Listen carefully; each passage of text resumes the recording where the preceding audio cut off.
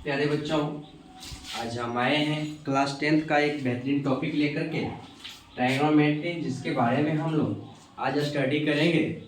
बहुत ही बेहतरीन टॉपिक में से एक टॉपिक है और ये टॉपिक अपने आप में काफ़ी खूबसूरत टॉपिक है। इस टॉपिक से क्लास 10th में 20 से 20 नंबर का क्वेश्चन पूछा जाता है, लेकिन जब बिहार बोर्ड क्वेश्चन जब सेटअप करते हैं तो वहाँ 20 की जगह 25 भी पूछ लिया जाता है और ये काफ़ी इंटरेस्टेड टॉपिक है। इस टॉपिक को पढ़ने में बच्चा का भी काफ़ी मज़ा आता है। हालांकि अच्छा से समझा जाएगा, छोटे छोटे चीज़ों को ध्यान में देखा जाएगा। काफ़ी इंटरेस्टिंग रोचक चैप्टर है। इस चैप्टर के बारे में पढ़ेंगे।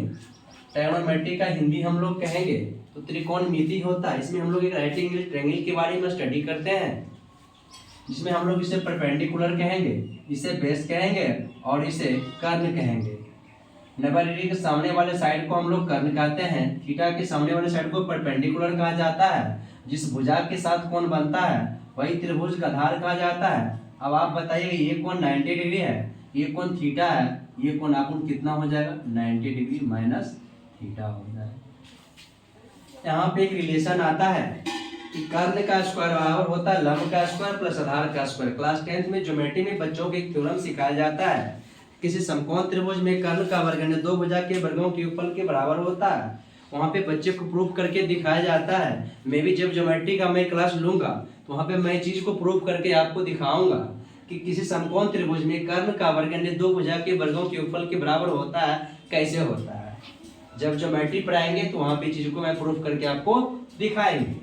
लेकिन आज यहाँ पे फार्मूला बेस्ड बात है, तो वही चीजों को देखना है बेसिकली रूप से कि कर्ण का स्क्वायर बराबर लंब का स्क्वायर प्लस आधार का स्क्वायर। लोग इसे पी स्क्वायर का फार्मूला के पी स्क्वायर बराबर भी लोग निकालते हैं H square minus B square. B square बराबर भी लोग निकालते हैं H square minus B square. ये तीनों फार्मूला अपने आप में बहुत अच्छा है, बेहतरीन फार्मूला में से एक। अब इसके बाद त्रिकोणमिति में कुछ और चीजें होते हैं जिन्हें हम लोग स्टडी करेंगे। यानी त्रिकोणमिति के 6 निष्पत्तियां होता है, उस निष्पत्तियां के बारे में हम लोग आज जानेंगे।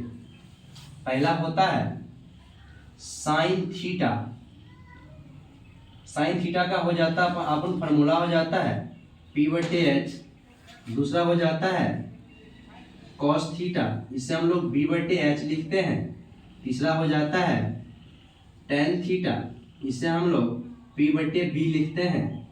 नेक्स्ट फार्मूला हो जाता है साइन का उल्टा हो जाता है कोसेक थीटा, इसे हम लोग H/P लिखते हैं। सेक का उल्टा होता है, सॉरी कॉस का उल्टा सेक होता है, सेक थीटा बराबर हो जाता है H/B। नेक्स्ट हो जाता है टेन का उल्टा कॉट हो जाता है, कॉट थीटा का फार्मूला आ जाता है, कॉट थीटा का फार्मूला जाता है B/H। ये 6 त्रिकोणमितीय अनुपात है जिसके सहायता से हम लोग छोटी छोटी चीज़ों को देखेंगे। इसे आप लोग अपने कॉपी में नोट कर लीजिए, फिर उसके बाद आगे हम लोग लेकर के चलेंगे।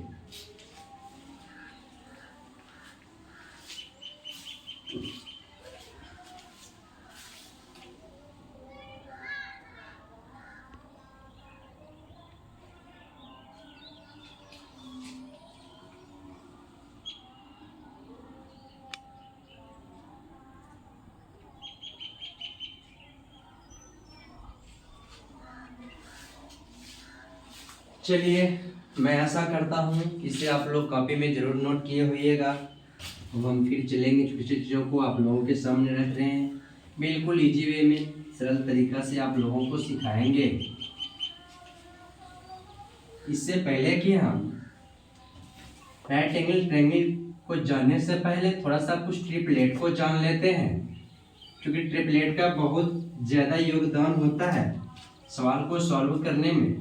कुछ ऐसे ट्रिपलेट होते हैं जिन्हें याद भी रखना होता है, ट्रिपलेट निकालने का टेक्निक भी होता है, उसे भी आप लोगों को सिखाएंगे। जैसे कि ये राइट एंगल ट्रायंगल है, मान लीजिए ये वाला एंगल 90 डिग्री है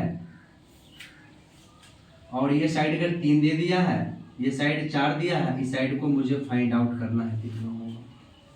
ये एंगल को डिनोट नहीं किया है, लेकिन ये एंगल को डिनोट कर दिया है। जब ऐसी मामला होगा जब ये दोनों में से कोई एंगल डिनोट नहीं हो, तो ऐसी स्थिति में हम लोग T के लिए वैल्यू 3 समझेंगे और B के लिए वैल्यू 4 समझेंगे और हाइपोटेनियस हम लोग यहाँ से फाइंड आउट कर लेते हैं। एक फार्मूला बताया था मैंने अभी कुछ देर पहले, आप लोगों को कॉपी में नोट करवाया था कि h स्क्वायर का फार्मूला हो जाता है P square plus B square. होता है ना भाई साहब? होता है। जिसमें p और b का वैल्यू मुझे पता है, h का वैल्यू पता नहीं, p का वैल्यू मुझे पता है। 3 का कंप्लीट स्क्वायर कर लेंगे, 4 का कंप्लीट स्क्वायर कर लेंगे, 3 का स्क्वायर 9 हो जाता है, 4 का कंप्लीट स्क्वायर 16 हो जाता है। यहाँ पे h स्क्वायर है, ये भी h स्क्वायर है। अब दोनों को हम ऐड कर लेंगे, 25 हो जाता है। जब h स्क्वायर पर से जब h पर से स्क्वायर देंगे, इस पे आ जाएगा ओवर रूट। जब इसका हम लोग स्क्वायर रूट फाइंड आउट करेंगे तो ये हो जाएगा 5। यहाँ से h का वैल्यू कितना निकल के आया है? 5 निकल के आया है। ये हो जाएगा अपना 5। ऐसे भी 3 4 5 ये ट्रिपलेट है।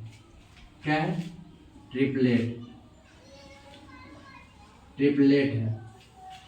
कुछ ट्रिपलेट है, कुछ ट्रिपलेट है 9 है, 40 है, 41, ये भी ट्रिपलेट है। अगला ट्रिपलेट है 20 21 29, ये भी अपने आप में ट्रिपलेट है। अगला ट्रिपलेट है 7 24 25, ये भी अपने आप में ट्रिपलेट है। कुछ और ट्रिपलेट है 3 4 5 9 40 41 20 21 29 7 7 24 25। कुछ और ट्रिपलेट है 8 15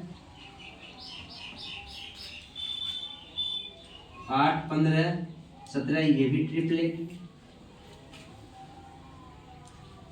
ये भी आपका ट्रिपलेट है।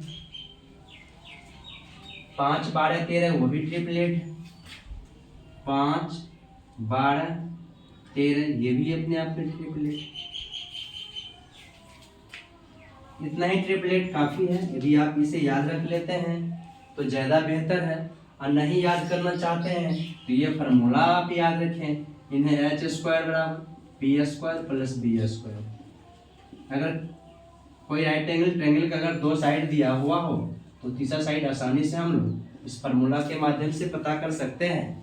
नहीं तो कुछ ट्रिपलेट है भैया, ये ट्रिपलेट को आपको क्वेश्चन बनाते बनाते आसानी से कवर हो जाता है। देखिए और देखना होगा कि 3 4 5 अगर ट्रिपलेट है, अगर 3 4 5 ट्रिपलेट है, अगर ट्रिपलेट को अगर हम 2 से मल्टीप्लाई करें ऑल ओवर को, तो इसको 2 से मल्टीप्लाई करेंगे, 2 से 3 को मल्टीप्लाई करेंगे 6 होगा, 2 से 4 करेंगे 8 होगा, 2 से इसको करेंगे ये 10 होगा। ये भी अपने आप में ट्रिपलेट होगा। इसे 2 से मल्टीप्लाई करेंगे तभी जो भी वैल्यू अगर ट्रिपलेट होगा, चाहे 3 से करें, चाहे 5 से करें या 6 से करें, जिससे करें वो जो भी वैल्यू प्राप्त होगा वो भी अपने आप में एक ट्रिपलेट होगा। जैसे मान लिया जाए कि 3 4 5 ट्रिपलेट है ना भैया, इस ट्रिपलेट में अगर हम √3 से मल्टीप्लाई कर लें तो हो जाएगा 3√3, ये हो जाएगा 3 ये हो जाएगा आपका 4 ये हो जाएगा आपका 4√3, और ये हो जाएगा आपका 5√3, ये भी हो सकता है। ये भी अपने आप में एक ट्रिपलेट होगा। कुछ और देखना चाहेंगे, कोई और एक सवाल ले लीजिए। 9 40 41 ले लीजिए। 9 40 41, ये भी अपने आप में सुपर ट्रिपलेट है, बहुत अच्छा सा ट्रिपलेट है। अगर हम इस संख्या को हाफ नंबर से मल्टीप्लाई करेंगे तो जो भी वैल्यू प्राप्त होगा वो भी अपने आप में ट्रिपलेट होगा। हाफ से जब इसे 1/2 से इसे मल्टीप्लाई करेंगे 4.5 आ जाएगा, 20 आ जाएगा, और ये हो जाएगा 20.5। ये भी अपने आप में ट्रिपलेट है। डिवाइड करेंगे तभी वैल्यू जो भी आएगा ट्रिपलेट आएगा, मल्टीप्लाई करेंगे तभी जो वैल्यू आएगा ट्रिपलेट आएगा। ये सब ट्रिपलेट को आप अपने कॉपी में नोट कर लें और इन्हें बार बार एक निगाह जरूर देखें। बार बार देखिएगा, ये ट्रिपलेट आपको दिमाग में आ जाएगा। उसमें होगा क्या कि जब क्वेश्चन बनाएंगे या क्वेश्चन देखेंगे तो ब्रेन में अपने आप जो है ट्रिपलेट चलना शुरू हो जाएगा। तो वहाँ दो साइड दे रहा है, तीसरी साइड ट्रिपलेट की सहायता से निकाल लेंगे। फार्मूला याद नहीं भी रहेगा तो काम चल जाएगा। इसे आप कॉपी में नोट कर लें।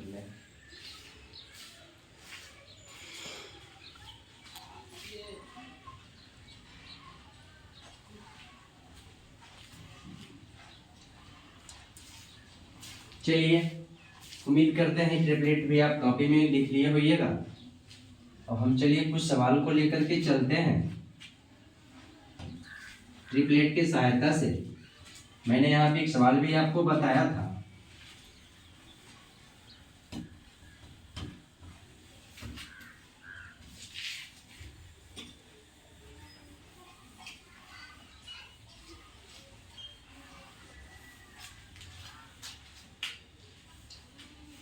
अब आज हम लोग एक दो क्वेश्चन को देख लेंगे कि 9 है, 40 है, ये वाला साइड निकालेंगे। अगर आपको ट्रिपलेट पता है तो आप एक बार में बोल देंगे इसका वैल्यू 41 होगा। ट्रिपलेट याद है तो, नहीं याद है तो आप फार्मूला की सहायता से निकाल सकते हैं। इसे हम लोग परपेंडिकुलर कहेंगे, इसे हम लोग बेस कहेंगे, इसे हम लोग हाइपोटेनियस कहेंगे। इतना करने के बाद कभी कभी पूछ बैठता है कि त्रिकोणमिति के सभी निष्पत्ति का वैल्यू निकालें। त्रिकोणमिति के 6 निष्पत्तियां होता है जिसके बारे में अभी हम लिखने के लिए जा रहे हैं। साइन थीटा p/h, तो p का वैल्यू यहाँ से 9 निकालेंगे और h का वैल्यु यहाँ से 41 लेंगे। पहला निकल गया। दूसरा निकालेंगे उसी प्रकार से। cos थीटा की चर्चा करेंगे, ये हो जाता है आपका b/h होता है। b की वैल्यू 40, इसका वैल्यू 41, ये भी अपने आप में एक होगा आंसर। तीसरा हम लोग देखेंगे tan थीटा की बात करेंगे, p/b हो जाता है, p का वैल्यू आपका 9 हो जाता है, b का वैल्यू 40 हो जाता है। ये भी अपने आप में एक क्वेश्चन आंसर होगा। साइन cos tan के बाद हम लोग कोसेक का देखेंगे। कोसेक थीटा की बात करेंगे, just sine as a sine का उल्टा होता है, h/p होता है, 41/9 हो जाएगा। ये भी इसका आंसर हो जाएगा। अगर हम लोग सेक थीटा का बात करेंगे तो ये हो जाता है h/d हो जाता है, h का वैल्यू 41/40 हो जाता है। लास्ट देखेंगे हम लोग कॉट का प्रयोग करेंगे। कॉट थीटा की बात करेंगे हम लोग तो ये हो जाता है b/p हो जाता है, b का वैल्यू 40 और x का वैल्यू 9, यही इसका क्लियरेंस आंसर होता है। आशा करते हैं कि ये भी आपको समझ में आया होगा। लिख लीजिए।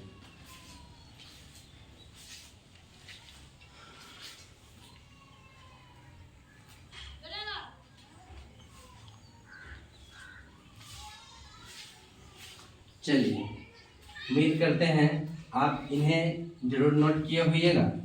नेक्स्ट सवाल को हम लोग देखेंगे।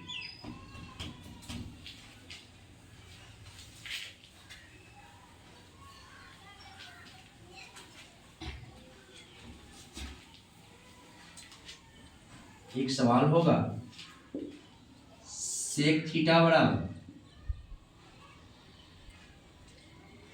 41/40 होगा।